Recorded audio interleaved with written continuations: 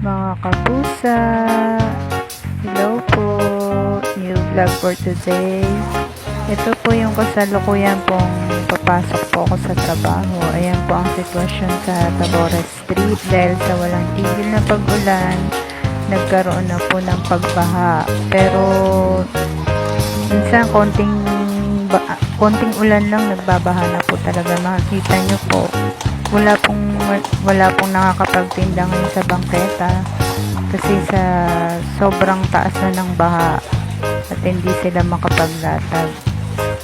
Kami po, pinapasok kami ni boss kasi yung second floor namin po nabaha po yun, tapos po bumaba po sa first floor, so kailangan po namin maglinis, kailangan namin ayusin yung mga nasira na box doon, tsaka po yung mga nabasa sa first floor. So ayan, makikita nyo po na kahit baha po dyan, malinis na po dahil po sa paglilinis nila araw-araw.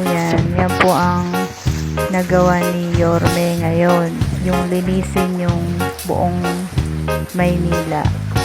Ito po, ayan po yung kahit sa mga eskinita, wala rin pong makapagtinda. Mas mataas po ang baha doon kasi po napakababa po doon. Ito po, malapit-lapit na po ako sa trabaho ko. Ayan. Kung makikita nyo po hanggang dulo po yan. Wala po talagang madadaanan na hindi baha. Hanggang doon sa kaduluduluhan. So, nandito na rin po yung mga kasamahan ko. Ayan, yan si ate. Hello. Nag-aantay na lang po kami na mag-open dyan. Yung ibang mga tao dyan, nag-aantay sila. Nagbabaka sakali na baka makapaglatag pa. Pero parang imposible kasi hindi masyado. mula kagabi hanggang sa umaga na yan, hindi po tumitigil yung ulan. Pero hanggang ngayon, nandyan pa rin po sila. Nag-aantay para po makapaghanap buhay. Kami naman po, mag-open kami pero hindi po kami makakapagtinda. Ang gagawin po namin ngayon ay maglilinis lang po. Wala kaming choice kundi pumasok kahit na umabagyo. Ayaw naman namin mawalan ng ikabubuhay. Ayan, makikita nyo po, lawak-lawak po ng Tabora at lahat po yan ay may tubig at baha. Hindi naman po kami pinasok sa loob pero ang basa po is nagmula sa second floor, bumaba po sa first floor. Makikita nyo po dyan maya-maya sa video natin na nabaha po talaga kami sa loob. Ayan po, makikita nyo po, yan po mga basa po yan. Hindi lang po halata na may tubig. Yan, tulad yan yung mga mga shower beds para sa salon ay nabasa din po. Galing sa Kisame po yan. Akala ko po magiging safe siya dyan sa loob pero ayun, tumulong nga po yung Kisame namin.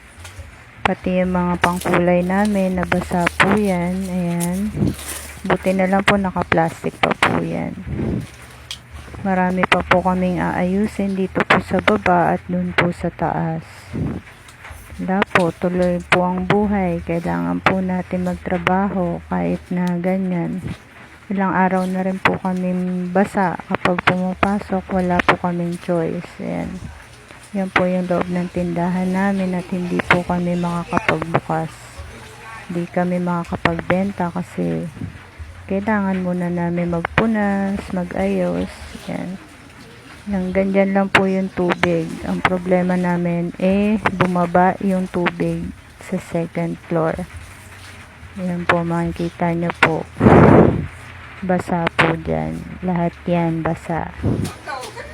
Ito po, nag-e-enjoy na lang kami maglimas-limas ng tubig.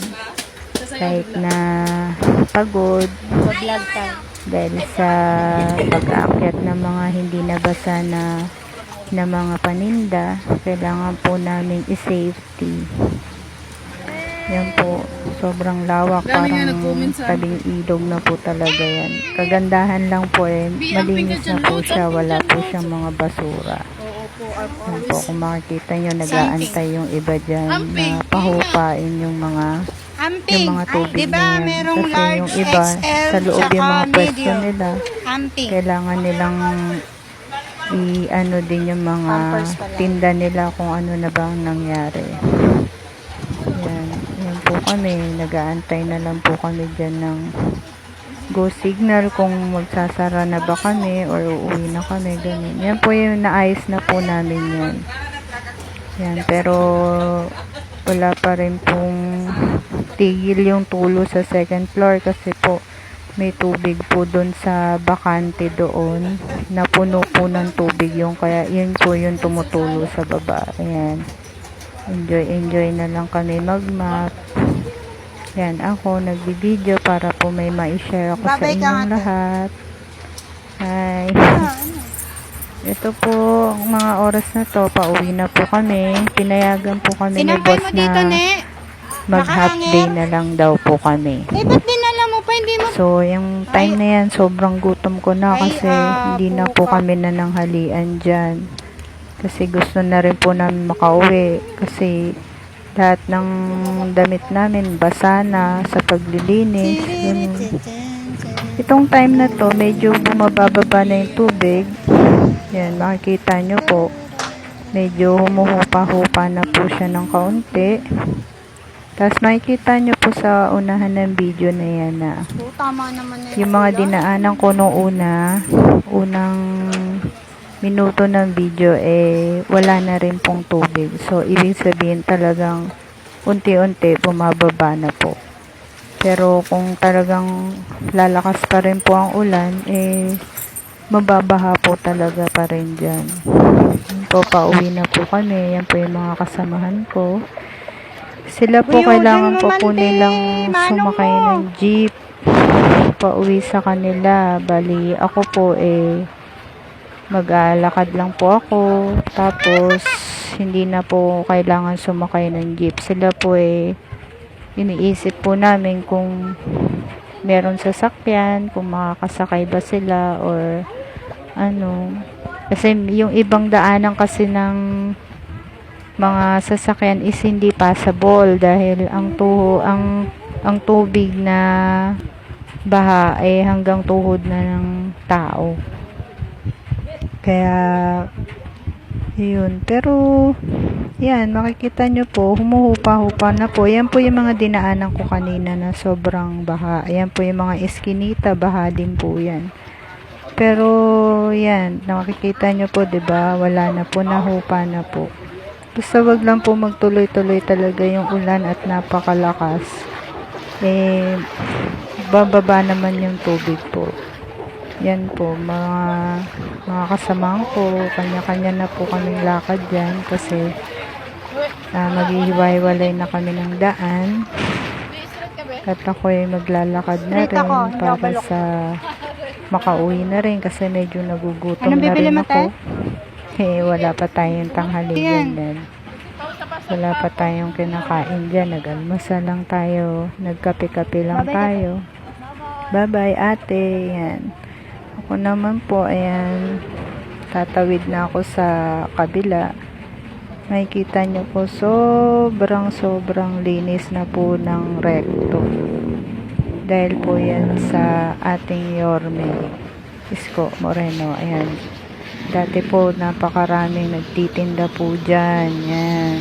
Yung kahabaan ng recto na yan. Pero ngayon po, makikita nyo po, wala na. Nilinis na po niya lahat.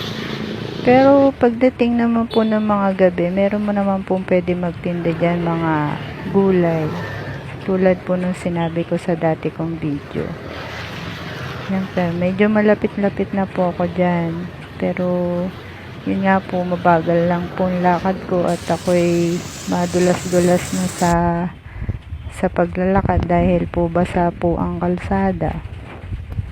Yan po, tatawid na po ako sa kabila at mga ilang minuto na lang din makakauwi na ako. Gutom na po ako dyan. Yan po yung mga yan, may mga nagtitinda dyan. Ayan, si nanay, mga saging. Ito po, punong-puno po yan ng mga nagtitinda, yung bangketa na yan. Pero sa ngayon po, nilinis na po nila yan. Yan po, cellphone na lang po. Ayan po, nagtitinda pa rin naman yung mga pwede pang magtinda. Pero kung tutuusin, wala po talaga. Pahinga-pahinga muna ng mga nagtitinda. Ito, medyo malapit-lapit na ako sa bahay.